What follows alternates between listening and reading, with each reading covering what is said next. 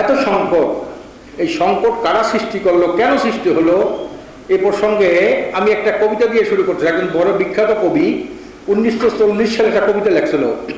উনি বলেছিলেন, হে মুগ্ধ জননী, 7 কোটি সন্তানের রেখেছো বাঙালি করে মানুষ করনি। আজকের যারা ক্ষমতায় যাওয়ার পরে ক্ষমতার জন্যে জনগণের ভোট ডাকাতি করে, গণতন্ত্রের নামে স্বৈরতন্ত্র স্টিম রোল চালায়, তারা বাঙালি হতে পারে, মানুষ হতে পারে না। যারা ক্ষমতায় যাওয়ার পরে লক্ষ লক্ষ কোটি টাকা বিদেশে পাচার করে, জনগণের সম্পদ আত্মসাৎ করে, আঙ্গুল ফেলে শুধু কলা গাছ না বট গাছ হয়ে যায়, তারা বাঙালি হতে পারে, মানুষ হতে পারে না।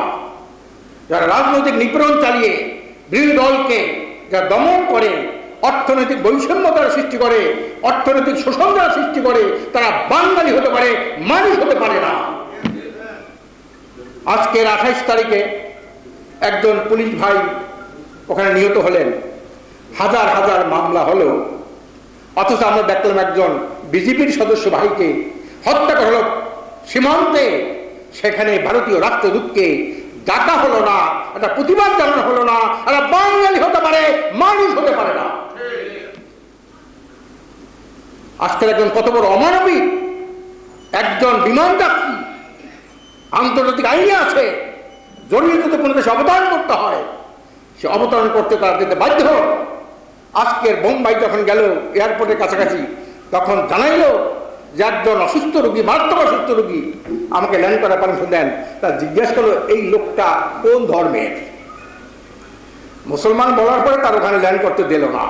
কত অমানবিক! এটা একটা প্রতিবাদ জানানো হলো না। এরা বাঙালি হতে পারে, মানুষ হতে পারে না।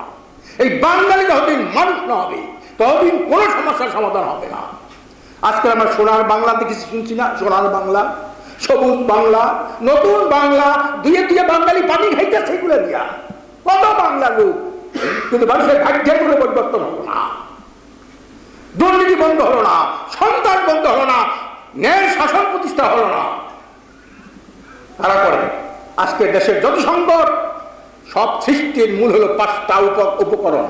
একটা হলো সরকারি দল, এরাই হলো মূল হোতা। যারা সরকারে থাকে তারাই সমস্যার সৃষ্টি করে।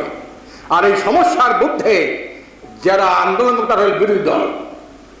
বিরোধী দল যদি সেখানে শক্ত না হয়, মজবুত না হয়, তারাও কিন্তু সরকারের অপকর্মের বিরুদ্ধে সোচ্চার প্রতিবাদ জানাতে পারে না। 3 নম্বর হলো সিভিল সোসাইটি, বুদ্ধিজীবী। আমি আশ্চর্য হয়ে যাই যে দুর্নীতি আখণ্ড নিবর্তিত বাংলাদেশটাকে 5 বার বিশ্ব চ্যাম্পিয়ন বানিল দুর্নীতি।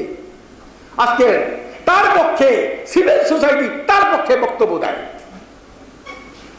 শিক্ষক সমাজ, আইনজীবী, সাংবাদিক ভাইয়ের আমার, তাদের পক্ষে গুণগান গায়।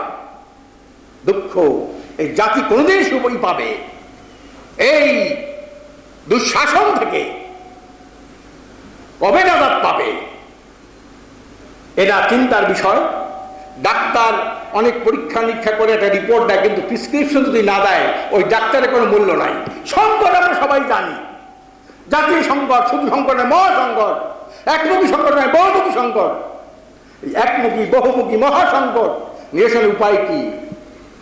প্রেসক্রিপশন লিখতে হবে রাজনীতিবিদদের, যা সত্যিকার দেশকে ভালোবাসে, জনগণকে ভালোবাসে, দেশের স্বাধীনতা স্বাধীনতা বিশ্বাস করে, তাদের কিন্তু প্রেসক্রিপশন লেখা লাগবে। এই সমস্যার সমাধান কোথায় তাদের বের করতে হবে। গোলটেবিল শুধু একটা না, বারবার গোলটেবিল করতে হবে। এই জাতীয় সংকটের সমাধান কোথায়? এই সমাধান যারা সৃষ্টি করলো